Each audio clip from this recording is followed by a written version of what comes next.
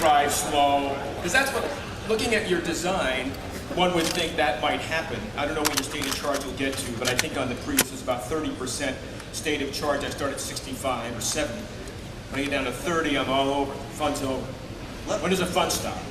Well, if my voice was good enough, I'd try to sing for you, the party's over. But no, that's not the case. The whole goal here is we're going forward with this is to make sure that when your EV range has been used, your pure EV range, and the range extender kicks in, that you still have the same performance levels that you had in the fun portion of your ride, the pure electric portion. So just simply stated, if you have a 50 kilowatt electric motor in this, then your range extension, ICE, would need also that many kilowatts of power to keep it at the same performance? Yeah, let me And then answer. you still just keep the battery pack at 30% and leave it there? Yeah, I can guarantee you this vehicle will be a very predictable vehicle in all aspects. But when you talk about 50 kilowatts, the Volt will have 120 kilowatts of peak power, acceleration 0 to 60 in 9 seconds. I think there is a component that some people tend to forget, which is this is not only there to displace petroleum. I think to establish this technology, it is really important that people understand that electric driving, it has also a fun aspect to it. Instantaneous torque, 370 Newton meter. This will be something where people will get into this vehicle and say, oh, I was not aware that this is feasible. It is like diesel engines in Europe. Immediately they have this torque and they make a lot of noise. This will have all the torque, it makes no noise. So I think this is the kind of excitement we talk about. People will see that electric propulsion is just a whole different world. And so I call this for myself, this is this fun to eco drive. It is, I think fun and eco work together in this particular case. And what we will ensure, this is to this point, whether you are using your battery or charge sustaining, the vehicle will always have the always predictable performance. Here we go. My name is George Kalkas. My wife and I drove in from Chicago. First of all, I think on behalf of everybody here, I want to thank people who work on this team for doing what you're doing. This is the most exciting car I've ever heard about. Thank you very much.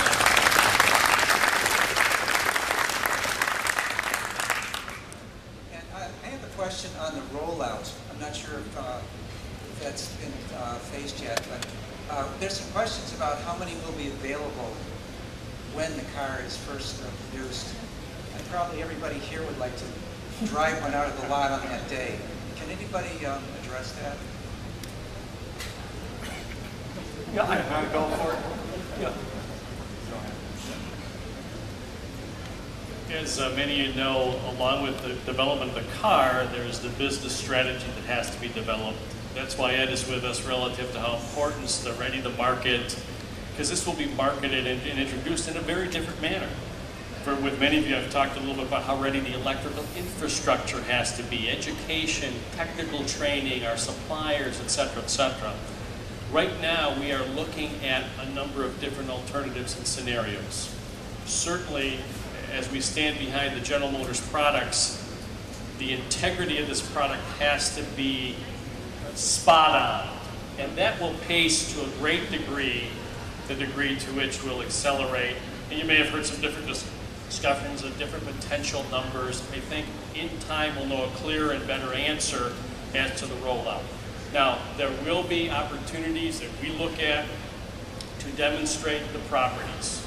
We haven't developed the specific plans, but I think the very reason we are here is to get input and learn, and I think there will be some ongoing dialogue here going forward. So we want to hear a little bit from you, but some of it will be on the readiness of the technology in the vehicle and our ability to get cycles of learning in so that when it's real production time, the car has ultimate integrity. And I think we may not get many more chances, and that's what General Motors stands for here going forward. So, answer your question another way, George. We're working on the plans. Many alternatives are being considered. I think that's a subject for future dialogue here going forward. The other thing I would add is, and I think, Lyle, you've been generating interest, obviously, with the folks, on your website, and I think there are a lot of folks who are ready to sign up, for the technology. So as we let you know and we roll out more information, and we get sign-ups and people are interested enough to want to put a deposit down and do a lot of these different things. That's obviously, there you go. I love it. Sold. Sold. Okay, let's see. Perfect. And but that's going to be, that's obviously a big part of it too.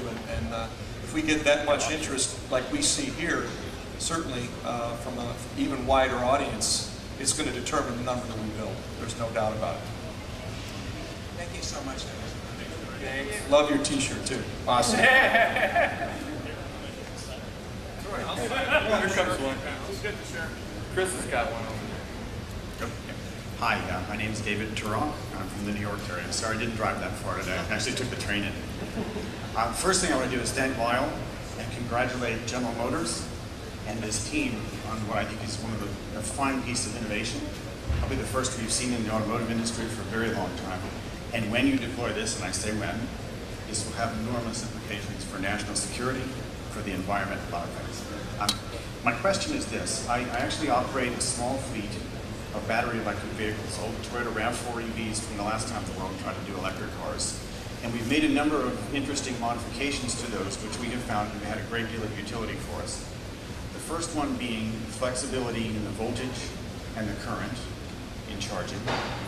The second one, actually, the ability to take out substantial 110 volt or 220 volt power from the car. For example, if a residential owner of this had a power failure, they could plug in their refrigerator and keep it going, or their microwave, or a few lights in the house. And the third was the ability to upload, we use the EVDO network that the cell companies offer now, real-time data on the car and the performance as a function of the driver. Be interested in your comments on those three features. Is that something you're thinking about for the first generation or the second? Let me maybe start with feature number one. This is what I call charging flexibility. We always said the Volt is designed that it works on a regular plug, but the Volt also works on 220. It is completely flexible. You need no devices. You have what you are used to in notebooks when you travel from the US to Europe or somewhere. The car has the same flexibility. The charger has the ability to work on 110, 220. This is all enabled through the onboard charging system. So therefore, I think this is all happening. This was question number one. What was Actually, Number two is the power takeoff feature. Where vehicle to grid? What you see is no, not vehicle to grid, but to They are- power up an electric Yes. tool or something. What you see is now there is a whole. I think there is a world around the vehicle that is currently developing as. There's multiple business opportunities that you can see the moment you have energy storage in your vehicle, whether it's to your house and you ask, is this then the backup solution for your house? We are in contact with several utility companies. We are setting up workshops with them to understand the role the vehicle can play in that whole energy system. This is under development, but what you see is this is something that involves infrastructure and how you use it. So we have, I think, all the capabilities on the vehicle. It depends a little bit also how fast are things evolving around us. But we clearly see that this vehicle has a role in stimulating what's going to be there around us. So the single receptacle 15 amps not in the first version, then you're looking more to the future where there'd be vehicle to grid integration. And with respect to the charging, voltage flexible, I understand, will be current flexible as well. If I put it into a 240 volt 50 amp receptacle, will it know to draw Yes, 50 amps? the car knows what actually capability you have. Knows what's there. Yes. Excellent. I call it smart charging of the vehicle as the intelligence. Excellent. And then question 3 was the upload of data.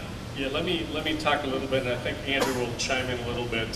One of the great benefits that General Motors has, along with the array of vehicles you see around us, not just the revolutionary Volt that's on the horizon, but our hybrid programs, a variant of hybrid programs, some of the things we're doing displacing petroleum with the ethanol E85, et cetera.